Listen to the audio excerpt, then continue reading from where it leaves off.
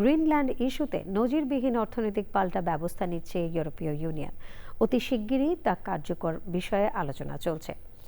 বিশ্বের সবচেয়ে বড় দ্বীপ গ্রিনল্যান্ড দখলে নিতে না দেয়ায় ইউরোপের ৮ দেশের উপর মার্কিন প্রেসিডেন্ট ডোনাল্ড ট্রাম্পের শুল্ক আরোপের ঘোষণায় তীব্র প্রতিক্রিয়া জানিয়েছেন ইউরোপের বিভিন্ন দেশের নেতারা। সুদীপ্তা মাহমুদ জানাচ্ছেন।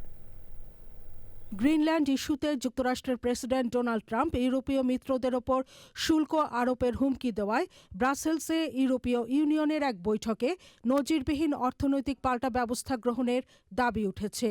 অ্যান্টি কোয়ারেশন ইনস্ট্রুমেন্ট বা এসিআই নামে পরিচিত ওই বিশেষ ব্যবস্থা সক্রিয় করার আহ্বান জানিয়েছেন ইইউ নেতারা।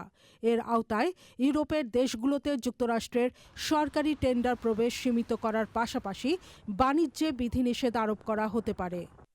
গ্রিনল্যান্ড ইস্যুতে নতুন শুল্ক আরোপের হুমকিকে সরাসরি ব্ল্যাকমেইল বলে মন্তব্য করেছেন নেদারল্যান্ডসের পররাষ্ট্রমন্ত্রী ডেভিড ভ্যান উইল।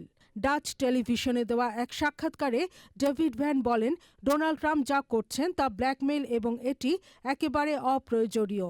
এতে ন্যাটোর কোনো উপকার হবে না, এমনকি গ্রিনল্যান্ডেরও কোনো উপকার হবে না। ইউরোপ কখনো জিম্মি হবে না বলে মন্তব্য করেন ডেনমার্কের প্রধানমন্ত্রী।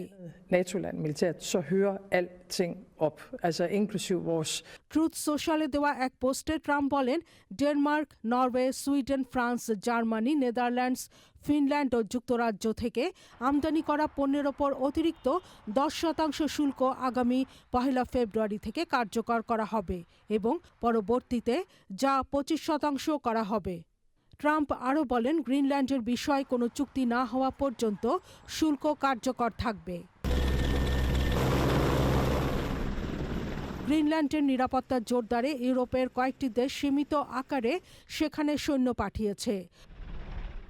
যুক্তরাষ্ট্রের বিরুদ্ধে দ্বীপটিতে বিক্ষোভ করেছেন গ্রিনল্যান্ডের নাগরিকরা।